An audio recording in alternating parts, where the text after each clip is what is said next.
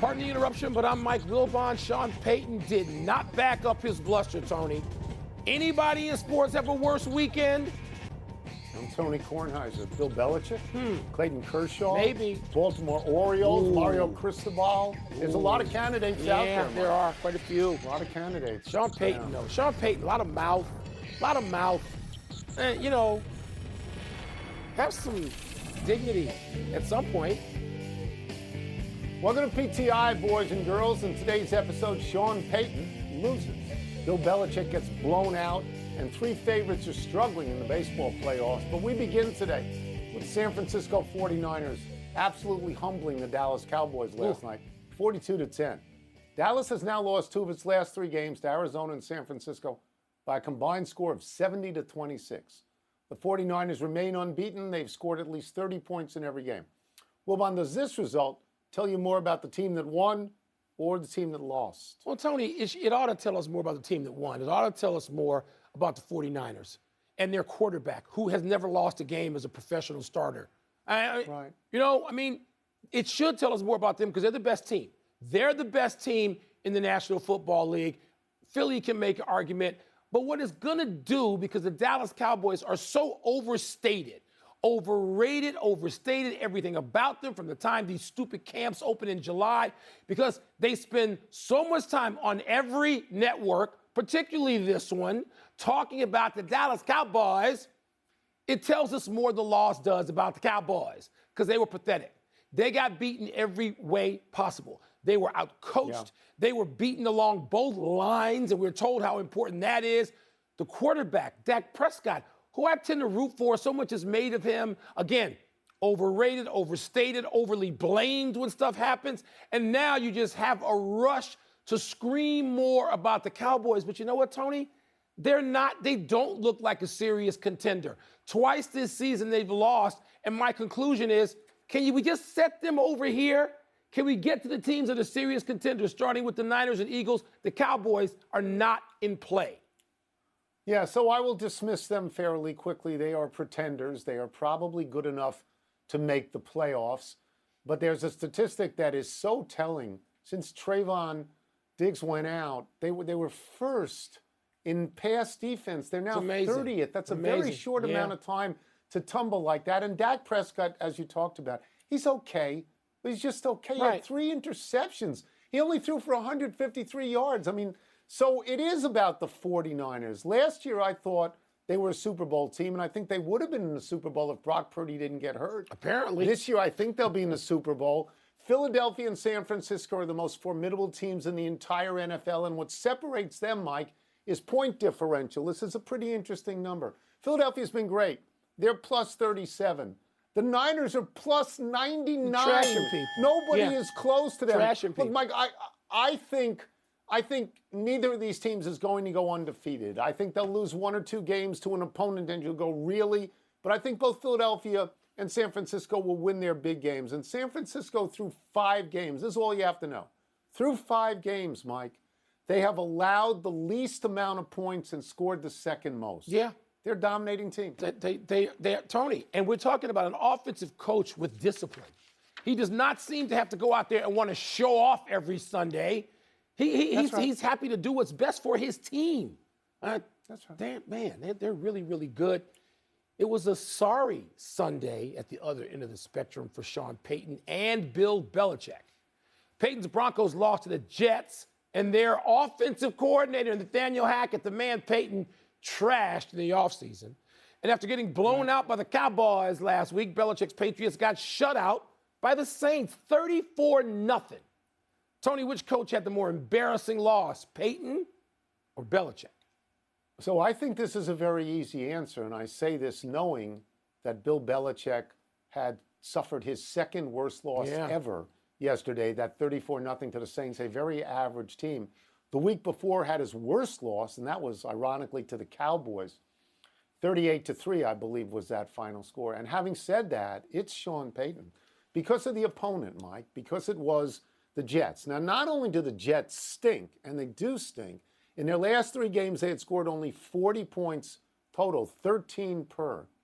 They put 31 on Denver on the road. But compounding this is the Nathaniel Hackett deal. Yeah. That he's the offensive coordinator of the Jets. That's the context. And he's the guy who coached Denver last year and who reaped the scorn of Sean Payton, who said that was his coaching job was among the worst in the history of the NFL. So who do you think the Jets gave the game ball to? They gave it to Nathaniel Hackett. Yeah, Tony, that was just sort of funny and strange to look at, and I agree with you. The more embarrassing loss was Sean Payton because of everything you said and the context of Hackett and ripping Hackett. Yeah. But Tony, I'm going to spend some time a little bit here talking about the more significant loss. The more important loss, the more important result here was Bill Belichick, who then talked afterward and mumbled, as he mumbles every game now, and mumbles about starting over. Tony, I get it, and it's interesting to hear all the former Patriots on the air on various networks talk about starting over and what Belichick means, and he means what he says, and it's fine. He may mean it, but I don't expect anything to change. He can start over, and he may need to start over, Tony, but it looks over. It just looks over. They look forlorn. They didn't look with. I turned on that game for a bit yesterday just to see what kind of energy they had, if they had any. They didn't seem to have much passion. They didn't seem to have anything going for them, any sort of mission or purpose. He can start over if he wants. They stink. They do. And to see Bill Belichick, the greatest coach ever, I would think, helpless, Tony. He looks helpless like this. Like he can't do anything about motivating these guys and changing their direction. I'm going to do something that I rarely do on this show. I'm going to agree with you 100%. Peyton's loss was more embarrassing, and Belichick's loss was more significant. They're 26-30 without Tom Brady. They're done, and he's done there. Yeah. There's not enough time to completely reboot and start completely over. The difference between the two of them is he has so many rings. Yes. What's happening now will not tarnish him in the way that Sean Payton could be tarnished by a disastrous season, right? All right, let's move to baseball. All three 100-win teams, Atlanta, the Dodgers, and Baltimore, are now winless in the playoffs. Baltimore is 0-2. They face elimination in their next game. Wilbon, which of these three teams are in real danger? Well, the Orioles are in the most danger because they're on the verge of elimination, Holmes. I mean, they could be going out of this. And I'm not going to say it's that big a shock, Tony. They're fairly new to this. The Braves and Dodgers are not. And so they're all in danger. I mean, it's interesting that it was the Twins who were able to bounce back and get the series 1-1 with the champs, with Houston. So they fought back successfully. And now the Dodgers and Braves are going to have to do that this evening, Tony. And I don't know that either will. Yes, they could even the series 1-1. They're still in some trouble. And the Orioles, as we said, are on the brink. But going back for a bit, Tony, look, the Dodgers and Clayton Kershaw. Clayton Kershaw is a first ballot Hall of Famer. And so let me make that clear before I say what I'm going to say, which is Clayton Kershaw's postseason is not Hall of Fame worthy. Just his postseason. It doesn't work like that. You go in on your whole body of work. But Tony, his postseason is ordinary at best. He often has these troubles, but not like this game, not like game one. He'd never been quite lit up like that in the postseason. So, wow, the Dodgers and the Braves in serious trouble, but the O's in biggest trouble. First guy ever. Kershaw is the first guy ever, I was told today by Tim Kirchin, to give up 5 runs before recording an out in the playoffs. Wow. I still think the Dodgers have a chance because I like the way they hit, right? I like but they Muncy, don't pitch. and I like Mookie Betts, and I like Freeman, and I like Martinez. They don't pitch. Baltimore is in the worst jeopardy at the moment because they have to win 3 in a row. The next 2 are at Texas. Texas is a good home team. I got the numbers right here, 50-31.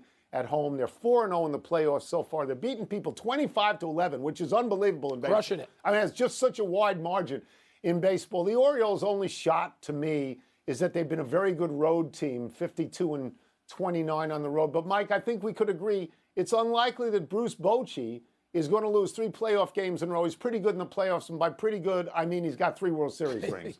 I think Atlanta is in more trouble than the Dodgers. That's just me. I agree. I'm with you. The Philadelphia beat Spencer Strider, the best pitcher that Atlanta has. They beat him 3-0 in game 1. They have a great everyday lineup. Their leadoff hitter had 47 home runs. And because baseball did a stupid thing in this regard, Not receding. Mike, they took a daily game and yeah. gave too much birth in between games. Zach Wheeler and Aaron Nola are going to be on full By rest. the way, and I think Tony, that really benefits. Tony, you're always ripping the other sports. Let me hear you rip baseball. You take shots at the NBA. You didn't take a shot just now. I have a thing in my ear. Did I just say that they made a mistake by taking a you daily don't give the sport other leagues and that giving much too wide a latitude? berth? I want to hear a cheap shot. I want to hear a cheap shot, huh? Oh, Mike. Huh? You're the king of cheap shots. I kneel at your feet on cheap shots. Let's take a break. Coming up, did the Bills or the Ravens suffer the more surprising loss? And was everything in college football overshadowed by Miami's colossal blunder? Maybe Here's not. the thing. Philly beat Atlanta last year, right? They did. We just saw that. Year. And that team had won 101 games. Yeah. Philly may have their number. They may. Like they have it right now. Atlanta's got to get tonight. Pardon the interruption.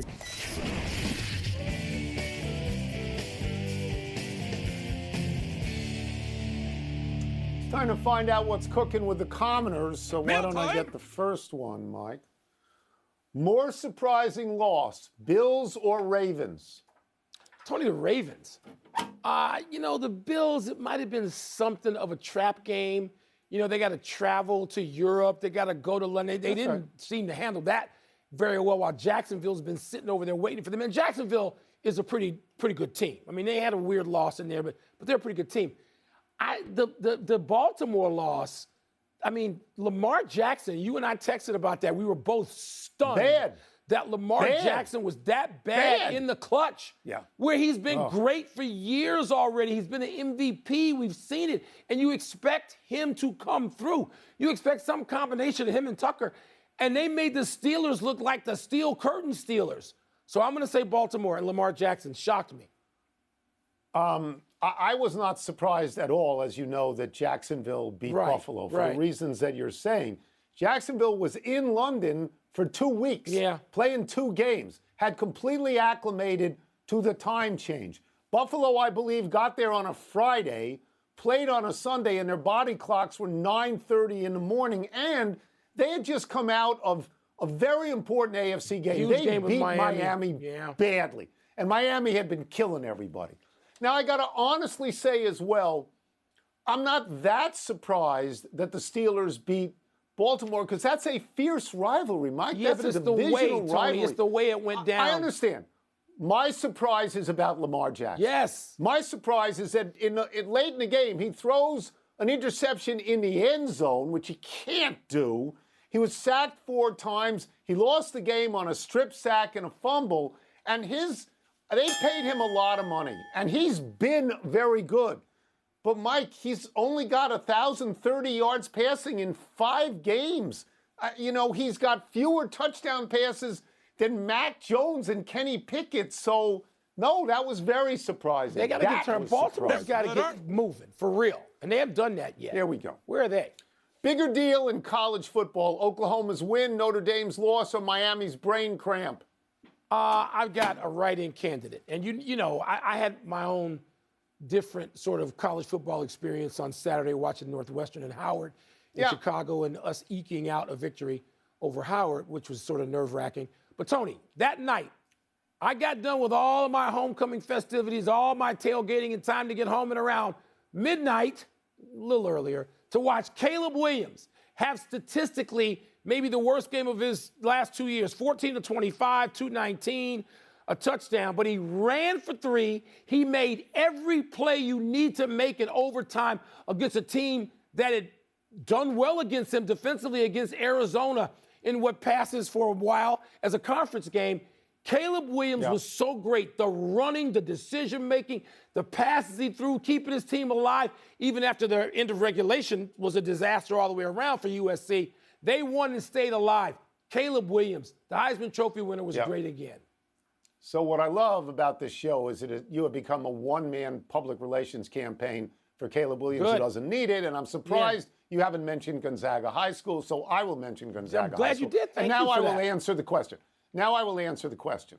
Oklahoma can beat Texas. Oklahoma beat Texas 100 times. They are ranked teams. They're undefeated teams. They're on a neutral site. Notre Dame lost to an undefeated team on the road. So neither one of those is that big a deal. Is Miami. The answer is Miami. All Miami has to do, pay attention, everybody, kneel down, win the game. Victory formation. What kind of coaching is this? Kneel down, win the game. Miami can go out. This is a fireable offense, Mike. It's fireable. Miami can go out and get all the NIL money in the world as they do in Miami, and they can get all the five-star prospects in the world as they do in Miami. And if you're going to get coached by somebody who does not kneel down to win the game, it's unbelievable. Yeah, but that was a moment of stupidity. Caleb Williams was brilliant. You should have watched the game, except you were ready to get up to watch your Sunday games by the time that game out of Southern Cal out of LA went off. He's your boy. Y'all love him. You watch and tell me about it. I do. It's 3 in the morning here. Enough email. Great. Let's take one last break. Still to come. Are Joe Burrow and the Bengals back on track? And how concerned should the Colts be about Anthony Richardson's shoulder? He's been hurt twice now. Yeah. He had a concussion once. Yeah. Now he's got a shoulder. Yeah. You got to approach being a quarterback differently now. Maybe. Right? You got to. Maybe he can only play it one way. I don't know. Happy time, people. Happy 53rd birthday, Annika Sorenstam. Her name is at or near the top of the list for greatest female golfer of all time. Sorenstam won 72 LPGA tournaments, 10 majors, and was named LPGA Tour Player of the Year 8 times. When Lexi Thompson announced her intention to play this week in the PGA Shriners Children's Tournament, my thoughts turned to Sorenstam. She wasn't the first woman to play in a PGA Tour event, but she likely had the most attendant publicity surrounding it. It was a 2003 Colonial. Clearly, Sorenstam was anxious as she stepped to the first tee. No one could forget her smile and gesture of relief as she piped her drive. Sorenstam didn't make the cut, shooting 71-74, but finished tied for 96th among 111 entrants. Tony, it's impossible for anybody paying attention not to see how important Annika Sorenstam is to the industry of golf, the entire industry. And so I'd like to see at some point, with no disrespect to Jay Monahan, Annika Sorenstam be the czar, the commissioner of all of golf, all of it, the whole thing. Let her run it and make the important decisions, because I bet she'd be great at it like she has been at everything else. Happy anniversary, Andrew Luck. On this day 13 years ago, USC defensive back Sharice Wright was about to return a Stanford fumble when Luck laid him out with maybe the hardest tackle ever delivered by a quarterback. The force of Luck's impact caused Wright to fumble himself. Luck was 6'4" and 240 and regularly extended plays by absorbing hits. He took so many that he retired at 29. Luck led Indianapolis to 11-5 records his first 3 seasons in the NFL, made 3 Pro Bowls. A lacerated kidney kept him out for much of the 2015 season. Shoulder surgery kept him out all of 2017. In 2018, Luck was named Comeback Player of the Year, and then he was gone from the game. Luck is the leader in the clubhouse for the We Will Never Know How Good award. Yeah, Tony, I mean, it's a bad thing for the league to not have this guy at the position that matters most, where there's a dearth of great quarterbacks. I mean, Luck just turned 34.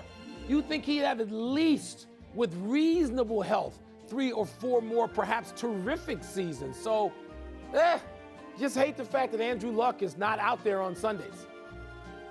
I was very surprised when he actually retired and never came back. I don't blame him. Happy trails to Game 1 of the WNBA Finals for the New York Liberty. The Las Vegas Aces dominated the second half of yesterday's game, turning a 3-point halftime deficit into a 17-point win. The final margin is not unusual between these two teams, who played 5 times in the regular season with no game finishing closer than 9 points. The Liberty won 3 of those 5, and they'll now need to win 3 of the next 4 to take their first title, while the Aces are trying to go back-to-back. Tony, I expect this series to get tighter. I mean, I know New York led at halftime yesterday. Asia Wilson is just too good at both ends.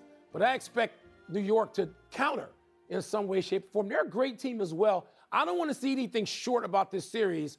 I'd like to see more, as many games as possible. Just maybe they could play them a little faster. Schedule maker. Yeah, I don't want to take a cheap shot, but to play Game 1 and Game 3 opposite the NFL on Sunday and then Wednesday. Is stupid. Come on. It's stupid. Get with it. Let's go to the big finish. Let's do it. Joe Burrow and the Bengals beat the Cardinals. Are you impressed? with Jamar Chase, Tony. 15 catches, 3 of them for touchdowns, a couple of over-the-shoulder variety running full speed in the end zone. He's amazing. Colts quarterback Anthony Richardson has an injured shoulder. You're concerned, aren't you? Who do you think threw Jamar Chase the ball, by the way? Cause for concern. He had a concussion earlier in the year.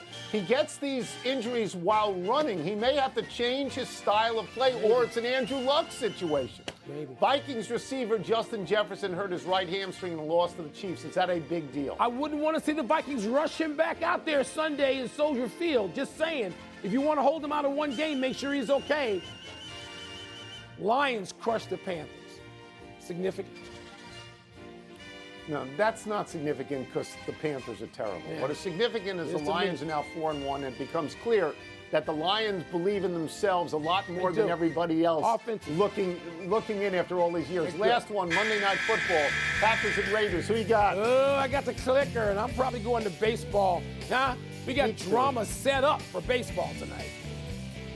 We're out of time. We will try and do better the next time. Jake James, shout out. I'm Mike Wilbon. Same time tomorrow, knuckleheads. And now to get you set for Packers Raiders, here's Joe Buck and the Monday Night Countdown crew. They're in Las Vegas, Tony. Yeah, that's a nice stadium, right?